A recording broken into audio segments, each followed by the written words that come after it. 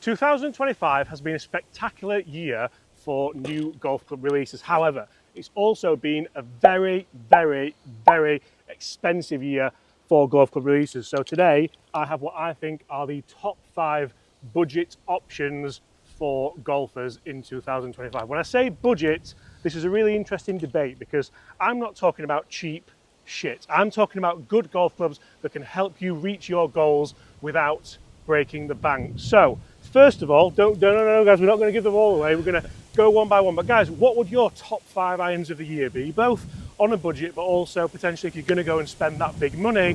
Because when I did the big money video, the comment section went wild for more budget alternatives. So the first one I want to talk about is a club that I've really, really enjoyed and people potentially haven't heard of too much. So in at number 5, it is an 8-iron, but it is of course the H Burley Series CB irons. Now, we tested the H Series, we have the CBs, we have the MBs, and to be honest, we also had, I can't remember what they're called, but the hollow bodied ones. The hollow bodied ones for me were really, really good, but these are that nice middle ground of a forged element. So you can see they look very much like a ping iron for me, I think, looking down at them. They feel really, really soft. They've got a lovely nice thick sole on there as well, and they've even buffered away the leading edge so you can get really nice turf interaction. Not that we get to hit off turf at this time of year here in the UK at most places, unfortunately, which is really annoying. But also, that element of forging does make them sound fantastic. So, with premium components in them, such as the KBS 120 shaft, the one thing that lets them down a little bit, and I spoke to the guys at H about this, and they're going to work on it, is I think the grips are a little bit naff. Like, it looks like a multi-compound, but it's not a multi-compound. I think for the sake of a couple of quid a club, I would just stick a Golf Pride or a Lampkin or something like that on. That's where the guys at Tacoma and other brands do really, really well, by giving you full premium components. But the H are a fantastic option, and I think they've done really, really well to try and break into that market, especially being based in Australia, which is a rather difficult place to get things from. And you can see that it's a really nice flighted club, and that's actually worked really, really well into the wind. I can't believe that that's actually got all the way up there to that back flag. Guys, what do you think to the H Burley Series CBIs? Could you see yourself putting them in the bag for 2026? You can go direct, they're obviously D2C. You can't get fitted for them, but most of the clubs in this video are D2C, and that's how a lot of these brands do keep budgets down for people. I've duffed that one and that's still done really well. What do we think is at number 4? Gaz, what would you have? We've got a really special guest on the channel today as well. We've got Gaz. Gaz, how you doing, mate? I'm good, thanks, and I've tried this one. Yeah. And in terms of like forged clubs, it's such a nice forged club. Yeah. You know, like the face on it, I don't know if you can zoom in on that, but it really does remind me of like a Titleist, you know, like a CB. Yeah. How you've got that sort of nice, sort of shiny finish here, then a dull face. Yeah. It's just so soft. And bag appeal, they are really good. So Gaz, I've got 4 more in the bag there. I'm going to let you choose what's in at number 4. Wow. I've tried one of these. I'm gonna have to, and I could be guilty because I've not tried them, but I'm gonna say that one, the Ram. Yeah? I've never tried one. A very, very similar option, and for me, a club again, which just promotes really good value. We'll put, we'll link all these in the description below if people want to go and have a look at them. I think D2C brands should be looking at potentially offering, like, go and buy an 8-iron for cheap. Yeah. And like, if you like it, then we'll What a great idea. you keep the 8-iron. Yeah. And you buy the rest of the set or something like that, so you can try them and there's no real obligation. Like, if you spent 40, 50 quid on an 8-iron, Yeah. you don't then mind, oh, you know, it's not for me, I'll try something else. That reminds me of like a magazine when back in Yeah. the day you used to buy one thing. I can't remember what it were now. I remember as a kid. So it's like a car thing, isn't it? You used to buy, you'd buy the chassis That's and then it. everything else Yeah. would be like really expensive, you wouldn't could it? do it week by week, couldn't you, to Yeah. build to it? Like build a set. Right, guys, send us a couple in then with that Ram. What? And That's a brilliant idea. Just even offer it at like trade price to get someone get them trying into the it, get them into the product. brand. Yeah. This is a lovely. I can't believe Innit? I've got a Ram Club in my hand. Yeah, look at this down at the ball. It really is. It looks like a PXG, I think. Last time I tried Ram, it would or sold Ram, it was just beginner stuff. It was rubbish, weren't it? It was rubbish. Funnily enough as well, I was going to go Ram at number 4 and we haven't like pre-done this, so that's a really nice way to go about it.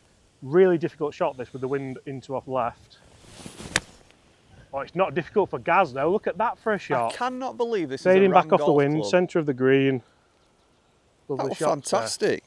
Go on, go one more. Have you got one in your pocket? Got another one in my bag. Because for me, I always think when you are looking at a club like this and this kind of value, if you enjoy hitting it, and all these clubs perform for numbers, I've tested them all for numbers and they're all there or thereabouts. There's only so much technology you can put in a forged CB head. And if they do have premium shafts in, again, we look at this ram, guys, and it's got that KBS 120 shaft in. What grips has it got on? It's just a sort of nondescript So again, grip. I think that's where you could maybe start to look at giving people more value. But just look at that again. I'll tell you what, I've pured that. That felt amazing. I cannot believe it's got ram on it. It don't get any better than that last No, shot. it literally doesn't. Oh, Straight wow. at it. That could be an all-in-one. Oh, guys. Honestly, that has surprised me, that. Yeah. And this is why I want to do this video, because I think we'll surprise a lot of people, and they're only 4 and 5. Guys, top 3 coming up. We're going to move location. We're going to keep moving because it's freezing. What do you think are in the top 3? Right. Number 3. Now, this is a very, very difficult shot to play because it's only 140 yards. It's downwind, and we have a front flag. But the reason why I think these are so good is the versatility element of them. Guys, these are the Lynx. They're very, very similar to the Ram, actually, aren't they? Yeah. But they're actually classed as an MB, but obviously they've got that lovely like diamond cut CB element. They look very similar, I think, to the older TaylorMades, like the old TPs kind of thing. So let's have a go and see just what we can do here. And again, these are D2C again, like these KBS. I think KBS must be like the best customer for D2C brands because they obviously give them at a good price so they can keep those margins down. And they're a fantastic shaft. I went and got fitted the other day for the new I don't think I can tell you about, so you have to bleep that out, big dog. But for me, so Bobby's not even doing the editing on this. Jamie is, big dog. Big dog. Give yourself a pat on the back because you've been doing really well. But I went and got fitted for, like I said, and I just said, oh, KBS 120, we started there, we finished there. Because it's such a good shaft, and I think it's overlooked that people can get really, really good affordable shafts. Do you need to get up there to get it, or are we all right? I might have to, yeah. I've just noticed what grip comes on them as well. What is it, Lampkin? Lampkin, mate, yeah. So, did you know, here's one for everybody as well, Superstroke bought Lampkin. I did know about that, actually. Did you? Yeah. I had no idea until the other day. Right, can we chip one in? Oh, be good. Come on, wind, hit it. Look at this, Gaz. Look at this.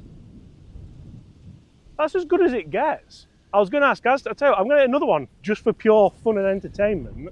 But then I want Gaz to have a go because, yes, it's all good and well having an iron that goes a million miles and is forgiving. But my argument here is not all golfers who want budget clubs are beginner golfers or high handicap golfers. There's plenty of golfers out there who are highly skilled, low handicap players, want a forged set of irons and don't want to spend £1,500.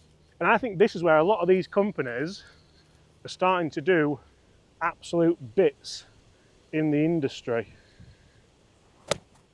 I've got another one the same. Like I know I can hit that like 150, 155 yards, but I also know that I can flight it down and play a nice shot into a really tight, into the wind, difficult par 3. Go on, guys, have a go. Highest I've ever jumped that. You know what? I'm loving sharing my opinion on these brands because I've seen, obviously, they come back into the market after, you know, Have you noticed something I've noticed? They're all coming into the D2C market? Or? Not only that, but it's all brands that we grew up with. That's what I mean, and I think we share a wrong opinion of them. Yeah. You know, and I think people our age group, they'll think of Ram and they'll think of Lynx and they'll overlook it. Yeah. And, you know, it's just nice to be able to hit one and share an opinion because, yeah, I mean, I knew Ram as being more package equipment stuff and sort of Lynx. But after that last shot I hit with that Ram iron, I could definitely recommend them. Oh, that's a bad one. Not for everyone, mate, are they? I think that's more end user. Right. Flag high. He's definitely not the club. Just trying to play a little chippy one. Look at this one. Go on then. Scoot over. Oh, splash in the bunker. It's not my stock shot, that. And that is number 3. What do we think is in that bag at numbers 2 and 1? Okay, so we've had some notable names so far in 5, 4 and 3. what's coming in number 2, and of course the coveted number 1 best budget iron of 2025? Well, this could easily be number 1. However, it's not quite as cheap as the other ones, but performance-wise, it really does work outstandingly well. Now, I went and got fitted for these out in Munich, Germany at the HIO Institute, hole-in-one, and it was really, really good. So you can get fitted for these depending on your location, and of course you can order lots and lots of different specs on the Vice website. So really, really good. Again, nice shafts. These are Vice's own shafts and own grips, but they are designed to work well with the head. So that's kind of worth noting. If these were £100 cheaper, I'd have them in at number 1. The reason why I want them in here is because they're a hollow bodied design, almost blade-like, but there is tech in there to help you.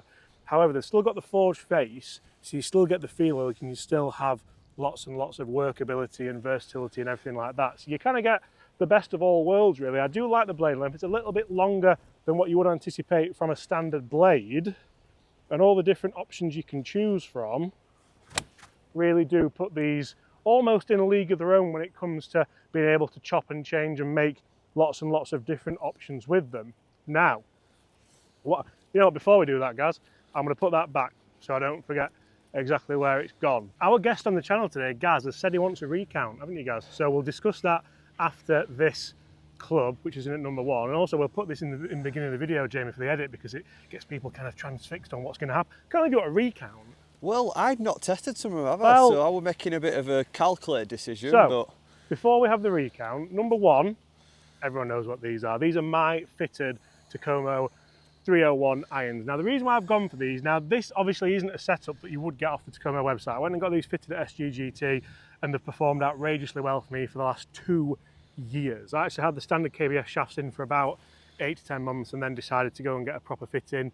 Have I seen a huge difference? Probably not, to be honest, but again, those standard KBS shafts are really, really good. These are, of course, the Next 100 models. These are the copper model. There were about 100 sets of these. I think they look really, really good and industrial, but the copper versions don't age as quickly as this, so make of that what you will. The reason why these are number 1 is because these were the first to do it. Like, I always say that the TaylorMade P790 is the godfather of hollow-bodied forgiving irons, because they started it, they're perfecting it, and they're making the best ones currently. I think that's the case with Takomo and with kind of D2C budget irons. They started it, they were the first ones. I was one of the first people to review the Takomo 101s, and then obviously things skyrocketed, and now they've got the Brian Bros and Grant Horvat and whoever else on their books. But for me, they're still that little old company from Finland, a very family feel to them. They're very proud of what they're doing, I know they are, and I think they've done an exceptional job so far, especially with the irons. So, they're in at number 1. Look at that, Gaz. Like, this is why. That sounded phenomenal. It looked ridiculous. And I put it to 6 feet. It just rolled off the front of the green because I've struck it too good. Now, Gaz, we mentioned that you want a recount. yes, definitely. Go on, so show us. What would you change? Ram. Yeah? I'm guilty of sort of putting that in at number 4 just because of the brand name. Yeah? I've not tested Ram clubs for 10 years, and I'd now put that at number 3. Because you hit a bad one with the links? No, it's not. Absolutely not. I think even just like, I mean, links, I don't know the price point of these golf clubs. I mean, they both look fantastic, They're don't very they? similar. They're both very similar, but I just fractionally prefer the profile of that one. Yeah, I think it does look really, really good actually. But the links for me, I think the links feel a touch softer. That's why I had them in there. Yeah. After testing them at length. But guys, if you enjoyed that, smash that subscribe button below. Lots more fantastic videos to come in 2026 and beyond. Thank you so much for your time once again. If you want to check out Gaz's channel, what we're reviewing today, Gaz? We're going to be testing the most forgiving golf club in golf. That sounds a lot better than hand warmers. See you there.